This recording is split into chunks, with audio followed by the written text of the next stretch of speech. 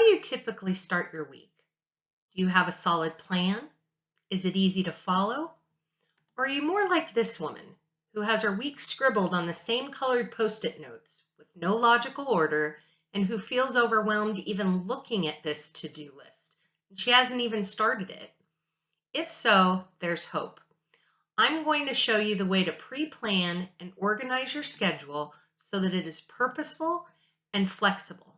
And at the end of the week, when you review your results, you'll know exactly what worked for you, what didn't, and how to adjust for the next week. First thing that you're going to need is a calendar. You can use any calendar you want. Just make sure that it's the one that works best for you. Maybe you like writing things down physically, and so a paper calendar may work best for you. Some people like to work their calendar on their computer. That's my preferred choice, and I use Google Calendar. Then I always have my schedule with me because it's synced to my phone. But whatever you use, just make it your own, make it easy, and make it readily accessible. Your next step is to pick a time, preferably on Sunday, where you have about 30 minutes of uninterrupted time. I do this early Sunday morning while I have my coffee, and I put on some soft music that's designed to help me focus. Now open your calendar and let's get to work. Your first block of time that you're going to place on your daily calendar is a daily focus hour. You can call this something different, but it is an hour each day where you tackle your most important items or item on your to-do list. Best practice is to schedule this hour where you have the most focus and energy. So for me, this is in the morning, somewhere between 6 and 9 a.m. I know that once late afternoon hits, my energy's spent and I cannot give my best to my most important work.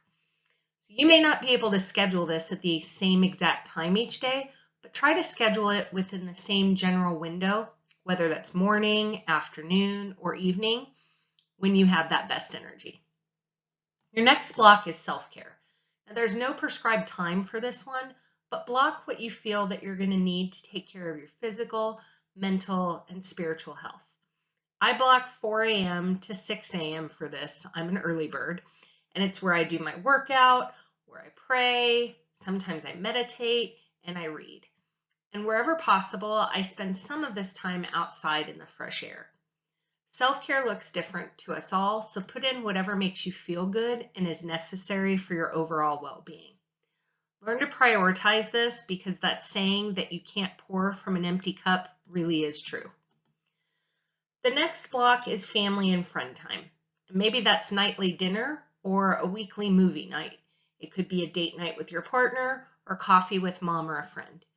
Be prepared to be flexible with this since people's schedules don't always follow ours, and you may need to move some things around. Now we're going to move on to our appointments. I like to color each of these different sections differently because it makes my day appear to have a good amount of variety, but you could do this however you like. This section is for things like doctor's appointments, family events like soccer practice, or any other planned time where you have to be present in a certain place at a certain time. And finally, we have commitments. So these are things that you've committed to do for others or things you want to get done during the week.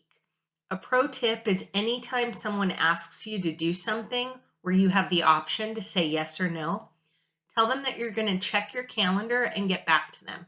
It gives you that little bit of space to make a decision based on practicality and not really because you feel pressured in the moment.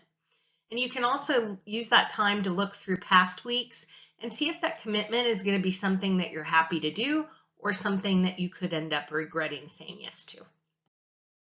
It's now time to follow our calendar. So the first thing you're going to want to make sure that you do is prioritize your focus hour.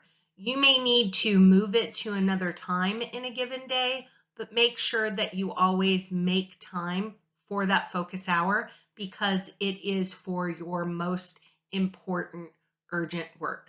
Just make sure that it's ideally at a time where you have your best energy.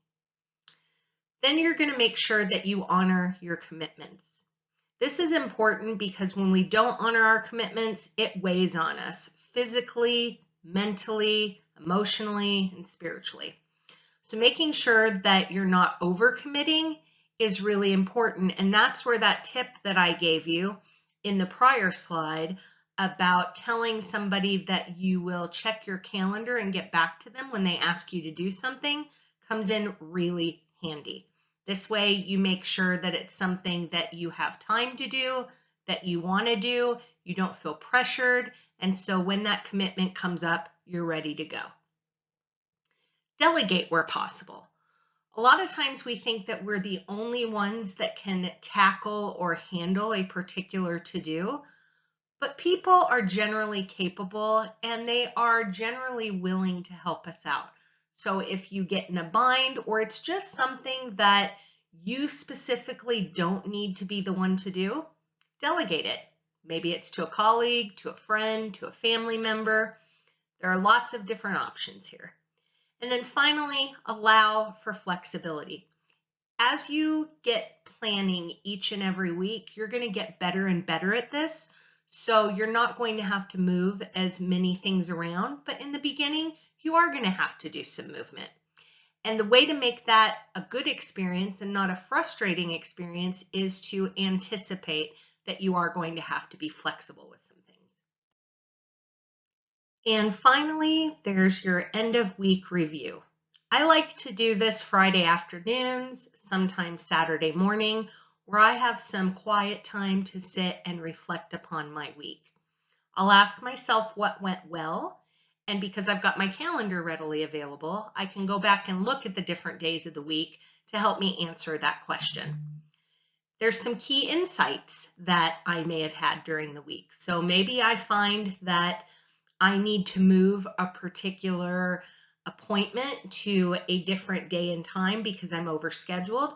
Now would be the time to write down what those key insights are. And then finally, make adjustments. You don't need to make huge sweeping adjustments each week, but sometimes even a minor adjustment can really help us during the week to feel more secure in our schedule and more peaceful. So I hope that this was really helpful. Make sure that you let me know how it's going, and let's get ready for a brand new planned week.